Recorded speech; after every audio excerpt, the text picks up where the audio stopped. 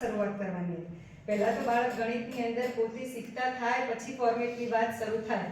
9મા ધોરણની અંદર બધું ચાલ્યું જાય, કારણ કે અમે 9મા ધોરણવાળા વિદ્યાર્થીઓને જાતે જ રિઝલ્ટ આપીએ છીએ. પણ તકલીફ 10મા બોર્ડમાં થઈ. એમાં ઘણો પ્રયત્ન કર્યો. કેવી રીતે? તો આપણી પાસે જે આઉટકમ્સ હોય છે નિષ્પત્તિઓનું, એના આધારે ભાઈ કે દરેક ચેપ્ટરની અંદર આપણા કરતાં જીસીઆરટીથી સારી રીતે કાઢેલું છે કે ભાઈ દરેક ચેપ્ટરની અંદર આ સૌથી મુખ્ય નિષ્પત્તિ છે જે અઘરી પડે છે.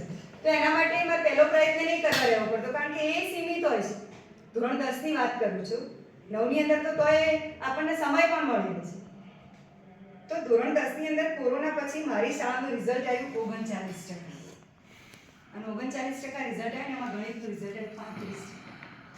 એના કારણે ઘણો મોટો ઠપકો સાંભળવો પડ્યો. એટલે આપણને પહેલા તો કેવો આઘાત લાગે, દુઃખ થાય, 2 દિવસ ખાવાના પડે, આ બધી પરિસ્થિતિઓ તો થઈ ગઈ. પણ પછી એમ થયું કે હવે શું, કંઈક તો કરવું પડશે. વર્ગની અંદર વિદ્યાર્થીઓના નિષ્પત્તિ પ્રમાણે પ્રયુક્તિઓ, પ્રવિધિઓ બધું કરીને, જેમ આપણે સંશોધન આ ક્રિયાત્મક કરતા હોય એ રીતે વર્ગની અંદર બધી પ્રવૃત્તિઓ